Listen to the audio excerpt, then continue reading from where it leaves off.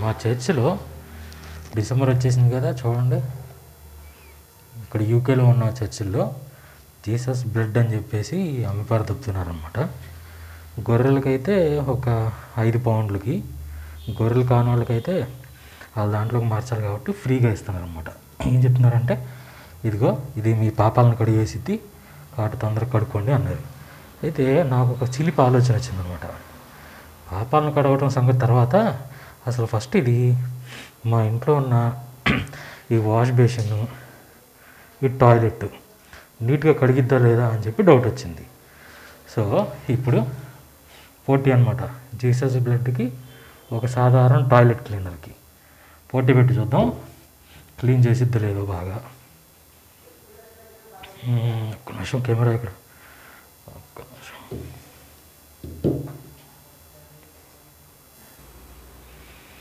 ఇవ్వండి, ఒక మూతలోకి Jesus blood తీసుకుని పోతున్నాను. ఓకే, ఇక్కడ పోసేసా.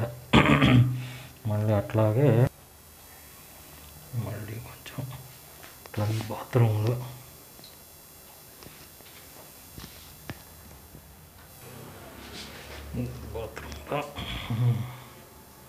చెప్పాలంటే మామూలు బ్రష్తో క్లీన్ చేసినా అందుట్లో సగం పోయిద్ది.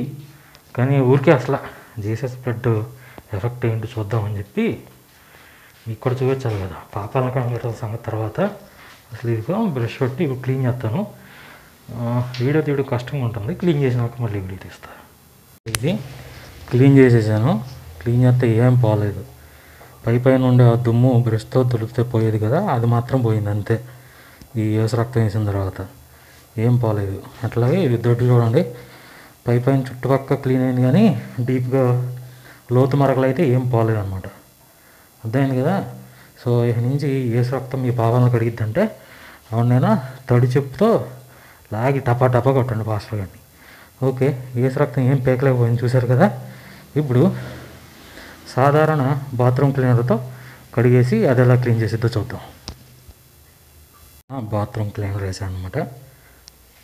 ఇక్కడ ఇప్పుడు కడిగేసిన తర్వాత రిజల్ట్స్ చూద్దాం.